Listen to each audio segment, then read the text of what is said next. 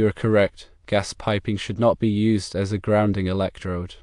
While Section 250.2 of the National Electrical Code addresses ground fault current paths and may mention combinations of different metals for conductivity, using gas piping as a grounding electrode is specifically prohibited. The code outlines requirements for creating effective ground fault current paths, but it is important to understand that not all metallic piping systems are suitable for this purpose. Gas piping, though often metallic like copper, is not designed or intended to serve as a grounding electrode.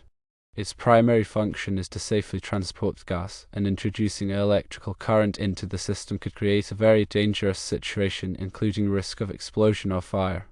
Section 250.56 of the National Electrical Code is very clear, stating neither the gas piping system nor underground gas service piping shall be used as a grounding electrode.